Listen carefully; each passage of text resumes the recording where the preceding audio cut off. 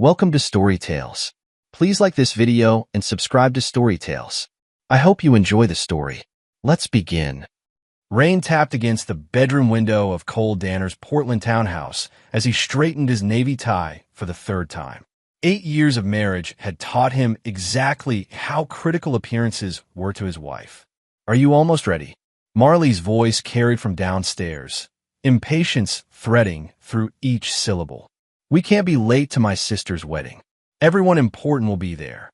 Cole adjusted his cufflinks, simple silver squares, a gift from his father. Just finishing up, he studied his reflection. At 38, his dark hair showed the first hints of gray at the temples. His eyes, observant, analytical, betrayed his exhaustion. The systems analyst in him couldn't help but notice patterns, and the pattern of his marriage was troubling. Decreasing affection, increasing criticism, and Marley's unexplained absences that had become routine over the past 6 months. When he descended the stairs, Marley was checking her appearance in the entryway mirror. Her champagne-colored dress complemented her blonde hair, which fell in perfect waves around her shoulders. Everything about her screamed careful curation. "Finally," she said, barely glancing at him. "Remember what we talked about. Be friendly, but don't monopolize conversations with your work stories. Nobody wants to hear about computer systems." She smoothed non-existent wrinkles from her dress. "And try not to look so severe. You make people uncomfortable when you stare." Cole felt his jaw tighten. "I don't stare. I observe." "Whatever." Marley grabbed her purse. "Just don't embarrass me in front of my friends. Especially Chantel. She's bringing someone important." Chantel. The name was unfamiliar. "Your new influencer friend?" Marley's eyes narrowed. "She's not just an influencer. She has over 200,000 followers. Her recommendation could mean everything for my nonprofit campaign." Cole nodded, silent. The Marley he'd married worked in nonprofit PR because she believed in causes. Now she believed in connections. "Let's go." She brushed past him toward the door. "And remember, this is my sister's day, not yours." Stay in the background. The drive to Hood River Valley passed in uncomfortable silence. Cole watched raindrops race down the passenger window, tracing unpredictable paths much like his marriage had become. 8 years ago, he'd fallen for Marley's passion and authenticity. Now he lived with a stranger who treated him like an accessory. "We need to stop for gas," he said as the gauge neared empty.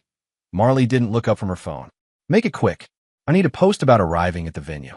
At the gas station, Cole watched her through the windshield. She was typing furiously, probably crafting the perfect caption for her perfect life with her not-so-perfect husband. His phone buzzed with a notification. Their joint checking account showed a withdrawal of $2,500, the wedding gift for Marley's sister. A generous amount, but Cole believed in being generous to family, even family that treated him like furniture. The Hood River Valley Winery sprawled across 30 acres of meticulously maintained vineyards. The rain had stopped, leaving behind a misty veil that draped the mountains.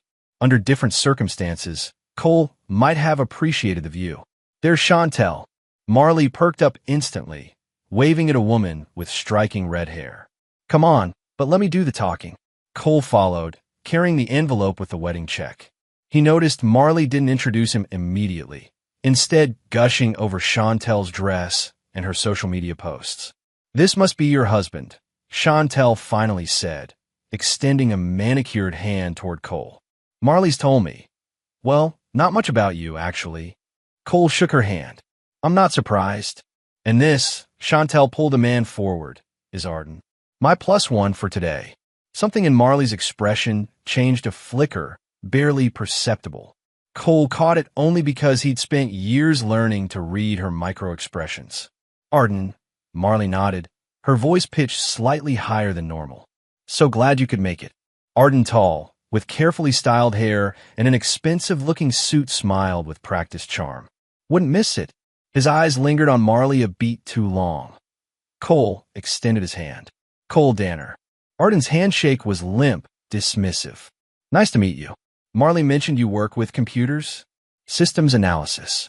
I design efficiency protocols for—" "We should find our seats," Marley interrupted, touching Chantel's arm. "The ceremony's starting soon." As they moved toward the seating area, Cole noticed Marley walking slightly ahead, as if to distance herself from him. It wasn't new behavior, but something about today felt different, more deliberate. Your table assignments are on the board. A bridesmaid directed them. Family in the front rows. Cole scanned the seating chart. Table 3 for the Danners. Actually, the bridesmaid pointed. Marley's at table 2 with the wedding party. You're at table 3. Marley didn't even look apologetic. I told you I'm helping with the toast. I'll see you at the reception. The ceremony passed in a blur. Cole watched Marley's sister exchange vows, but his mind kept returning to the strange tension between Marley and this ardent character. He watched them from across the garden, noting how they seemed to orbit each other without ever directly interacting, like binary stars conscious of being observed. At the reception, Cole headed to table 3, gift envelope in hand. A young server pointed him toward the table. Right this way, sir. Cole approached the round table draped in white linen, but stopped short. There was no place card with his name. Every seat was filled except one, and as he watched, Arden pulled out that chair and sat down, setting his drink on the table. Excuse me, Cole said. I believe that's my seat. Conversation at the table halted. Arden looked up, confused. Sorry, man. I was told to sit here with Chantel. There must be a mistake, Cole insisted. The chart said table 3 for Danners. A bridesmaid approached, the same one who had directed him earlier. Is there a problem? I don't have a seat, Cole explained. The chart said table 3, but the bridesmaid glanced at the table, then at her clipboard. Her expression shifted to embarrassment. Oh, there was a last-minute change. We needed to accommodate Chantel's +1. So where am I supposed to sit? The bridesmaid lowered her voice. We're a bit overbooked. Would you mind standing along the wall during dinner? Just for the photos. You can grab a plate from the buffet. Cole stared at her, the reality of his position hitting him. He glanced toward Marley, who was deep in animated conversation at table 2, not even looking for him. Marley specifically asked, the bridesmaid added quietly. Something about not wanting to disrupt the family photos? Cole felt something cold settle in his chest. He nodded once, took a step back. I understand perfectly. He walked deliberately toward the gift table, past clusters of laughing guests. The white envelope felt heavy in his hand. Inside was a check representing his goodwill toward family that didn't even have a seat for him. Cole removed the check from the envelope, folded it, and tucked it into his wallet. Then he placed the empty envelope back on the pile. He turned and spoke loudly enough for nearby guests to hear. Don't worry, I'll stay out of the frame forever. Heads turned. Marley looked up, alarm flashing across her face as she realized what was happening. She began to rise, but Cole was already walking away, his back straight, his pace measured. He didn't look back. The house was silent when Cole returned, the quietness a stark contrast to the wedding's forced gaiety. He loosened his tie and dropped his keys on the kitchen counter. 8 years of marriage, and he had become so insignificant that his own wife had removed him from their social circle without warning. He poured himself 2 inches of whiskey and sat in the darkness of their living room, turning his wedding band around his finger. Not an impulsive man by nature, Cole knew he needed evidence before confronting Marley. Suspicion wasn't enough. He needed certainty. The clock read 11:37 p.m. when headlights swept across the living room wall. The front door opened, and Marley entered, kicking off her heels. Cole, she called, turning on lights. Are you here? He didn't respond, watching as she entered the living room. There you are. She sighed dramatically. You embarrassed me today. What were you thinking, making a scene like that? Cole took a slow sip of his drink. I didn't have a seat, Marley. It was just a misunderstanding. She waved dismissively. You could have handled it quietly. A misunderstanding, he repeated, like you telling the bridesmaid to keep me out of the family photos? Marley's expression hardened. My sister wanted a certain aesthetic. You know how important imagery is in my field. And what did you tell everyone I went? When I noticed I'd left, she shrugged, dropping her purse on the coffee table. I said you had a work emergency. It was the most believable excuse. Of course it was. Work was always his excuse in Marley's narrative. The reason he wasn't fun, wasn't social enough, wasn't compatible with her new identity. Who's Arden? The question slipped out before he'd planned it. A flash of something alarm. Guilt? Crossed Marley's face before she controlled it. Just Chantel's friend. A photographer. Why? No reason. Cole finished his drink. Just curious why a photographer would take my seat at my sister-in-law's wedding. Marley's laugh sounded forced. Don't be dramatic. It wasn't personal. We needed his photography skills for some group shots. I see. Cole stood, towering over her petite frame. So removing your husband from the family table wasn't personal. Just business. Why are you being like this? Her voice took on the wounded tone she used when playing victim. It was Tiffany's special day. Everything had to be perfect. It certainly looked perfect. Cole moved toward the stairs. You always make sure the image is flawless, don't you? He left her standing in the living room, her protests fading as he closed the bedroom door behind him. For the first time in their marriage, Cole slept in the guest room, his mind racing with suspicions he couldn't yet prove. But he would. Morning light filtered through the blinds of the guest room when Cole woke. He checked his phone, no messages from Marley asking where he'd slept. Typical. Her concern only surfaced when it affected her image that he showered and dressed in silence, listening for any movement in the house. Nothing. Her car was gone from the driveway. No note. No text. 8 years together, and communication had deteriorated to nothing. Cole made coffee and opened his laptop at the kitchen table. As a systems analyst, he excelled at finding patterns in data inefficiencies, anomalies, breaches. Now he would apply those skills to his marriage, that he accessed their phone records online, scrolling back through months of data. A pattern emerged almost immediately. Late-night calls to an unlisted number, always when Cole worked late.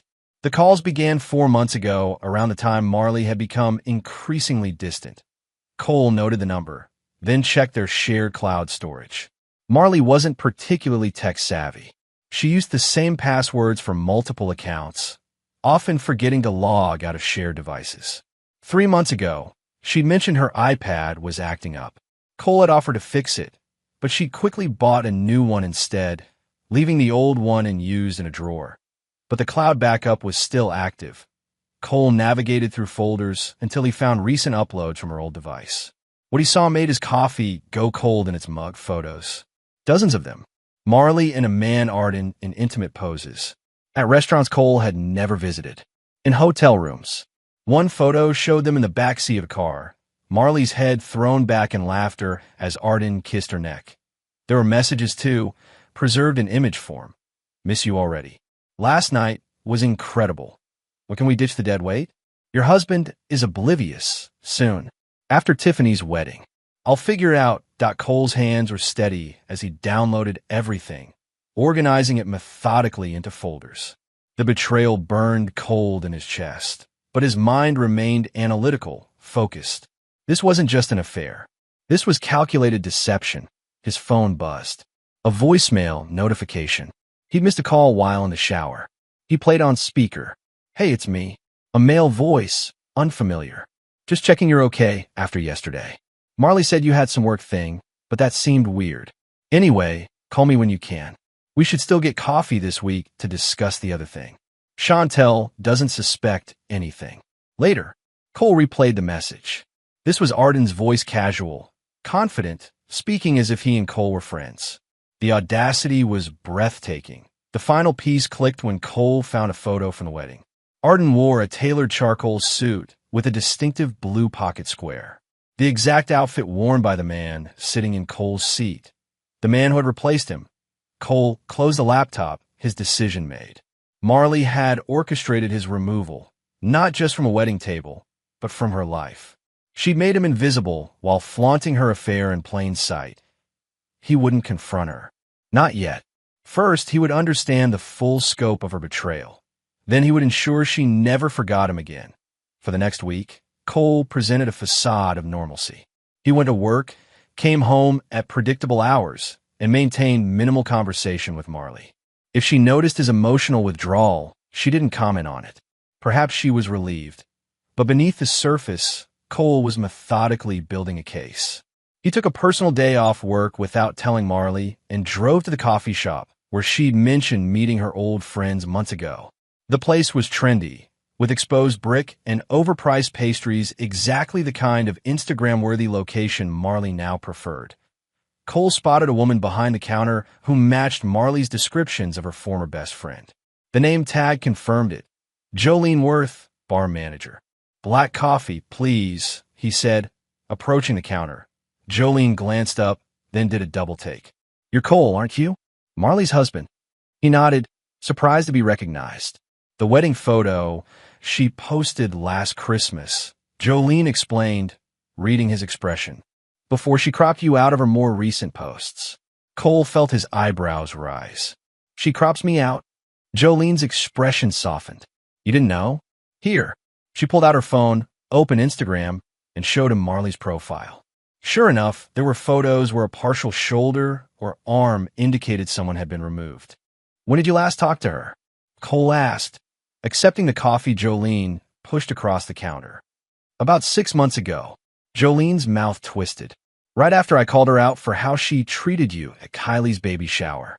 She told everyone you were too boring to attend.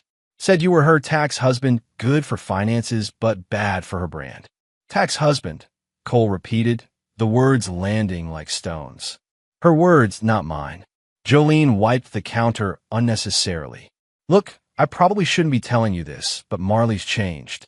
We were friends since college, but once she got into the influencer scene, she became someone else. Started using people as props. Including me," Cole said quietly. Jolene nodded. "Especially you. No offense, but she talks about you like your furniture. Functional, but not something to show off." Cole sipped his coffee, absorbing this. "Does the name Arden Locke mean anything to you?" Jolene's eyes widened slightly. "The photographer? Yeah, he's part of that new crowd she runs with. Always taking artsy shots of Marley for her profiles. I thought it was weird how much time they spent together, but..." She trailed off, realization dawning. Oh, I'm sorry. Don't be," Cole said. "I'd rather know the truth." Jolene glanced around the empty cafe, then leaned forward. "Listen, my shift ends in 20 minutes. If you want the unfiltered version of what's been happening, I can give you that. I've been holding on to screenshots that would make your head spin." 25 minutes later, they sat at a corner table, Jolene's phone between them displaying text exchanges between her and Marley spanning back almost a year. "Jolene, how was dinner with Cole for your anniversary?" "Marley, boring AF. He took me to that place downtown he thinks is fancy. I pretended to have a headache after dessert. Meeting A at the hotel bar instead. Much better anniversary gift to myself." Message after message revealed Marley's contempt, her manipulation, her calculated public image versus private actions. Cole read them all, his expression unchanged, but his resolve hardening. "There's more," Jolene said, pulling up a video. This was from a birthday party 3 months ago. One Marley didn't post about because it wasn't curated enough. The video showed Marley, clearly tipsy, leaning against Arden on a balcony. "He has no idea," she was saying with a laugh. "Cole thinks I'm at a conference. He's so trusting it's almost sad." Cole watched his wife mock their marriage, his trust, his very character, all while pressed against another man. "I appreciate this," he told Jolene when the evidence became overwhelming. "Most people wouldn't get involved." Jolene shrugged. "Marley left me behind the moment I called her out. Friends don't let friends become toxic influencers who cheat on good husbands." She hesitated. "What are you going to do?" "Nothing yet," Cole replied, his voice calm. "But I would appreciate staying in touch. I might need a witness to her character." As he stood to leave, Jolene touched his arm. "Cole, one more thing. I'm not the only friend she ditched. Talk to Devin at the bookstore on Hawthorne. And Kylie, the one who had the baby shower. They've got stories too." Cole nodded. "I will." "Thank you, Jolene." "Don't thank me," she said, her expression serious. "Just promise whatever you do, make it count." She needs to face reality for once. "She will," Cole promised. Reality in high definition. The next piece of the puzzle came through an unexpected channel. Cole had set up alerts for any social media post tagging either Marley or Arden. One evening, while Marley was at a networking event, A notification showed a group photo posted by someone named Graham Stokes. The caption read, "Family dinner -1. Where's my brother-in-law?" In the photo, a group including Chantel sat around a restaurant table. Arden was notably absent. The comment section revealed that Graham was married to someone named Elise, Arden's sister. Cole did some quick research. Graham Stokes worked as a litigation attorney at a downtown firm. His profile was minimal, but it included an email address, .mr. Stokes, Cole wrote, "My name is Cole Danner. I believe we have a mutual problem involving Arden Locke. If you're interested in comparing notes, please contact me."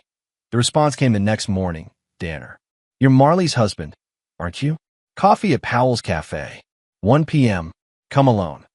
Cole recognized Graham immediately, tall, with the same sharp features as his sister in the photos, but with a harder edge to his expression. He wore a tailored suit despite it being Saturday, and he didn't stand when Cole approached.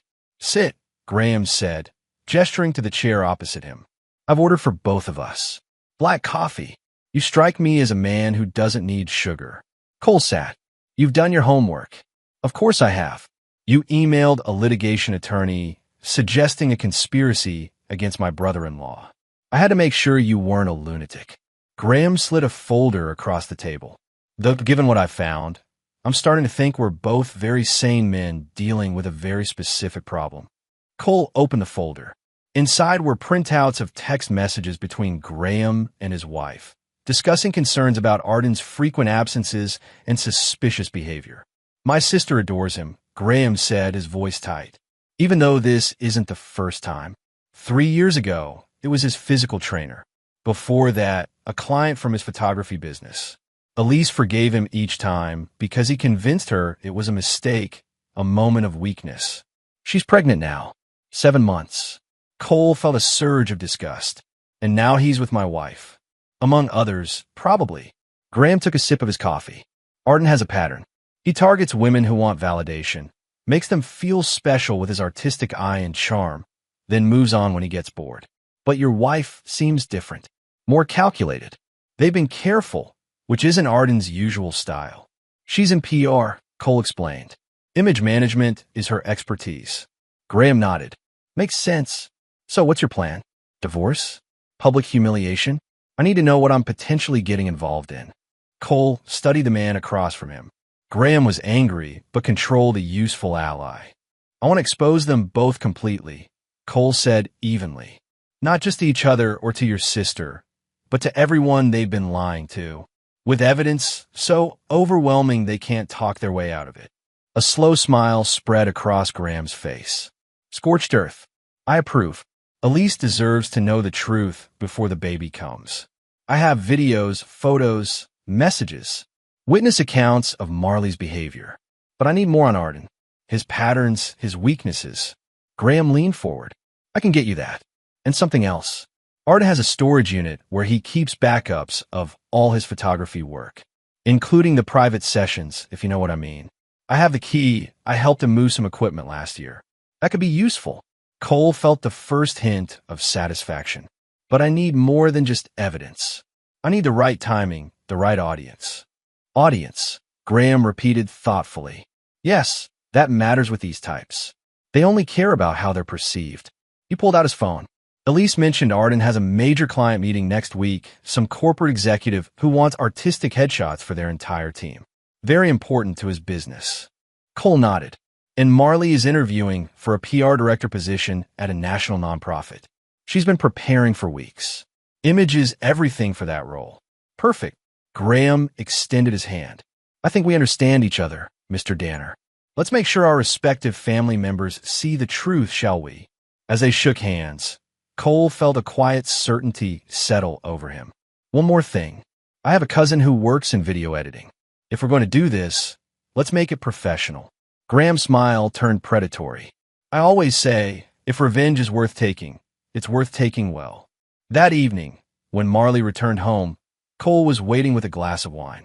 "You're up late," she remarked, kicking off her shoes. "Everything okay?" "Better than okay," Cole replied, offering her the glass. "I've been thinking about us." Wariness flickered across Marley's face. "What about us? I know I've been distant lately." Work stress. He shrugged. I want to make it up to you. Marley accepted the wine cautiously. That's nice. What brought this on? I miss you, Cole said simply, forcing warmth into his voice. We used to be a team. He watched her process this, calculating how to respond. The Marley he'd married would have embraced him immediately. This Marley was suspicious of genuine emotion because she no longer felt it herself. I miss you too, she finally said, touching his arm. You seem so checked out lately. I know. I'm sorry. The lies came easily now. I thought maybe we could plan something special next week. After your interview. Interest sparked in her eyes. You remember my interview? Of course. It's important to you. Cole moved closer, noting how she tensed slightly before forcing herself to relax. I'm proud of you, Marley. This PR director position is perfect for you. Relief washed over her face. He was playing in her narrative, becoming the supportive husband she could mention in Instagram captions. Thank you, she said, her voice softer. That means a lot. Over the next few days, Cole executed his plan with precision. He bought Marley a silver necklace expensive enough to seem genuine, but not so expensive that it would financially hurt him after what was coming. He planned a dinner at her favorite restaurant for the evening after her interview. He asked questions about her preparation, offered to help her practice her pitch. All the while, he was coordinating with Graham, Jolene, and his cousin Blair, building the case that would expose Marley completely. Blair proved particularly valuable. At 33, she had established herself as a skilled documentary editor with an eye for emotional impact. This is quite the project, cuz, she said when they met at her editing studio downtown. You sure about this? Once it's done, there's no taking it back. Cole handed her a flash drive containing everything he'd gathered. I'm sure. She doesn't get to discard me and keep her perfect image. Blair plugged in the drive, scanning through the files. Damn, she really is a piece of work. She glanced up at Cole. What's the angle here? Sad betray husband? Angry revenge? Coldly factual? Truth, Cole said firmly. Just the truth. Let her own words and actions speak for themselves. Blair nodded. Truth works. I'll need a few days to put this together properly. She reached for a notebook. What's our delivery method? Email? Social media? All of the above, Cole replied. I wanted to reach everyone simultaneously. Her boss, the nonprofit board, her influencer friends, Arden's wife, the wedding party, her mother. Her mother. Blair raised an eyebrow. That's Cole. Her mother always thought I wasn't good enough, Cole explained. She should see what her daughter really is. Blair considered this, then shrugged. Your call. I'll make it compelling, but not editorialized. Just facts, arranged for maximum impact. That's all I need, Cole assured her. Reality doesn't need enhancement. 3 days before Marley's interview, Cole noticed her becoming increasingly affectionate, touching his arm when she passed, asking about his day, suggesting they watch movies together. It was a performance, and they both knew it, but he played along. I'm nervous about the interview, she admitted as they sat on the couch, her head resting against his shoulder in a pose she hadn't taken in months. What if they don't like me? Everyone likes you, Cole replied truthfully. Marley was charming when she wanted to be. That's never been your problem. She looked up at him. What's that supposed to mean? Nothing negative, he lied smoothly. Just that you're good with people. They respond to you. It's a gift. Mollified, she settled back against him. This position would change everything for us. More money, more prestige. We could finally renovate the kitchen like you wanted. Cole fought the urge to laugh. He'd never cared about the kitchen. That had been her fixation, not his. Whatever makes you happy, he said instead. You deserve it. Her phone buzzed. She checked it, a slight frown crossing her face before she set it aside. Work? Cole asked innocently. Just spam. She replied too quickly. Nothing important. He knew it was Arden. The tracking app he'd installed on her phone confirmed it. Their messages had grown increasingly tense as Marley pulled away, focusing on her interview preparation and her reconciliation performance with Cole. I've been thinking, Cole said carefully. After your interview goes well, maybe we should plan a weekend away. Just the two of us. Reconnect. Marley's smile didn't reach her eyes. That sounds perfect. I'd love that.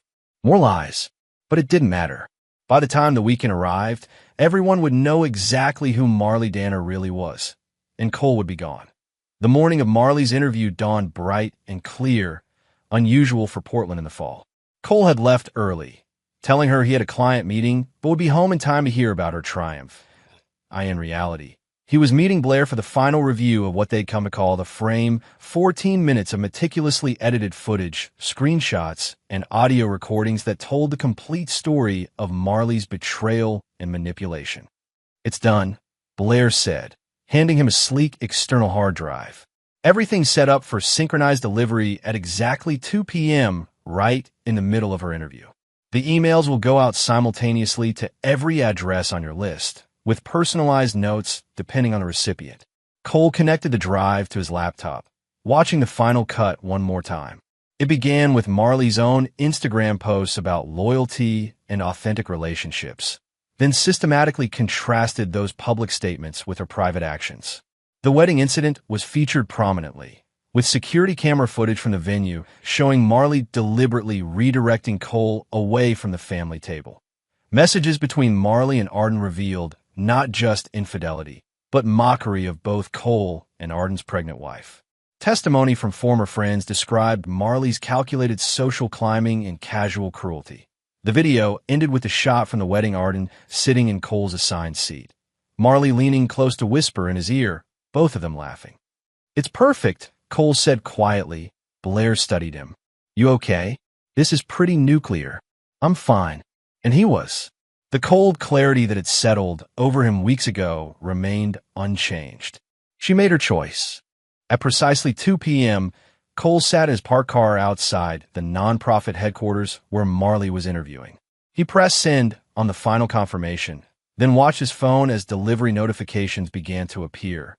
Within minutes, his phone buzzed with incoming messages from Jolene. "Holy shit, Cole. You weren't kidding about receipts. She can't recover from this." From Graham, package received and forwarded to Elise. "She's devastated but grateful. Arden's client just canceled their contract. Well done." From Tiffany, Marley's sister. "Is this real? Please tell me this isn't real. Mom is having a breakdown." Cole didn't respond to any of them. Instead, he watched the entrance to the building, waiting at 2:37 p.m. Marley burst through the doors, her face flushed with panic, phone pressed to her ear. She paced on the sidewalk, gesturing wildly as she spoke. Even from a distance, Cole could see her composure crumbling. Her interview was clearly over. Cole started his car and drove home. There was packing to do. By the time Marley's car screeched into the driveway, Cole had packed the essentials. He sat in the living room, calm and prepared for the storm. The front door slammed open. "Cole!" Marley screamed, her voice cracking. "What have you done?" She stood in the doorway, makeup smeared from tears, hair disheveled. The polished PR professional had vanished, replaced by raw, unfiltered rage. "I told the truth," Cole replied simply. "Something you've forgotten how to do. You ruined me." She threw her purse against the wall. "They terminated the interview. My boss called I'm fired. My mother won't stop calling. Tiffany says I've destroyed the family." Cole nodded. "Actions have consequences." "Consequences?" Marley laughed, high and brittle. "You think this is appropriate? You could have just asked for a divorce, like you were planning to do after securing your new position." Cole raised an eyebrow. "After using me for stability while you built your exit strategy with Arden?"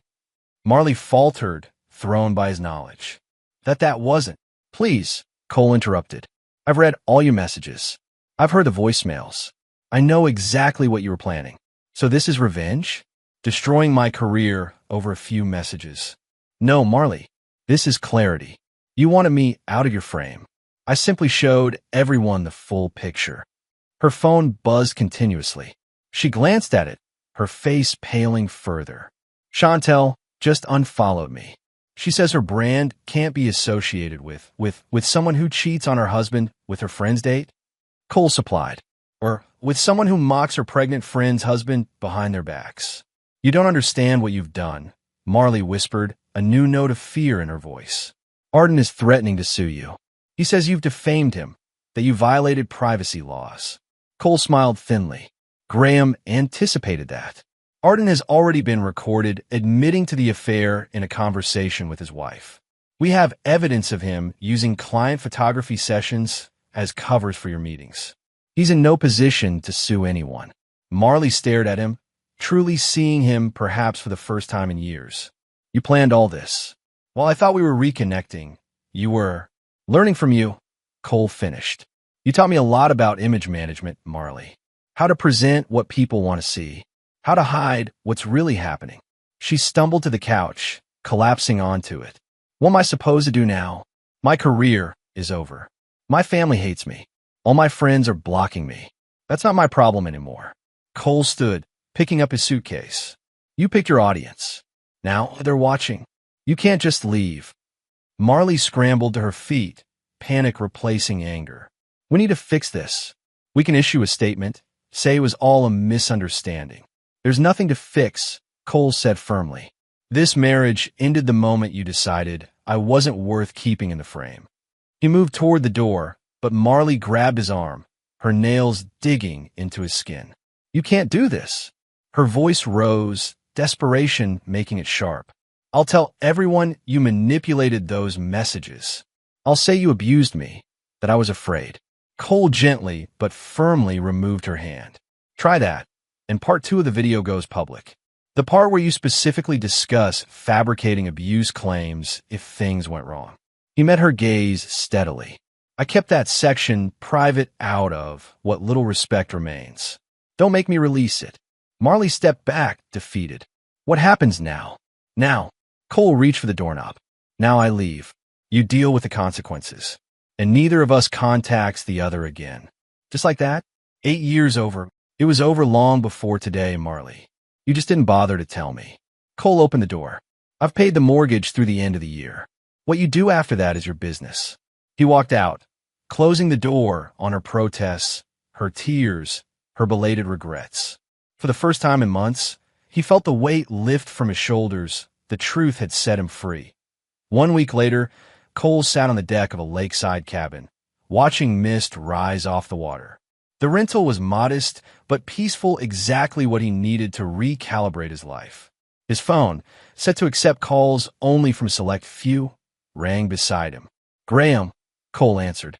News. Better than expected. Graham's voice came through, satisfaction evident. Arden tried to pursue the defamation angle. Filed a cease and desist against both of us. His attorney advised against it, but Arden insisted. And the idiot admitted everything during a recorded mediation session. When presented with the evidence, he tried to justify it by saying his marriage was emotionally over and that you were neglecting Marley's needs. The mediator shut it down immediately. Case dismissed. Cole nodded, unsurprised. How's Elise? Devastated but resolute. She's staying with us until the baby comes. Arden's been barred from the delivery room. Graham paused. She asked me to thank you. Said she'd rather know now than live with more lies. No thanks needed, Cole replied. What about Marley? That's the interesting part. Graham's tone shifted. Someone sent an anonymous tip to the IRS. Something about misappropriated nonprofit funds used for personal travel. Specifically, trips to meet Arden. Cole sat up straighter. I didn't do that. I know. Graham chuckled. Our mutual friend Jolene might have mentioned keeping financial receipts when Marley used the nonprofit credit card for non-business expenses. Said Marley always bragged that no one checked the statements closely. Jolene, Cole repeated, a hint of admiration in his voice. Didn't expect that. Hell hath no fury like a friend discarded for Instagram followers, apparently. Graham's voice grew serious. Investigations opening. Between that and the personal scandal, Marley's toxic in the PR world. No firm will touch her.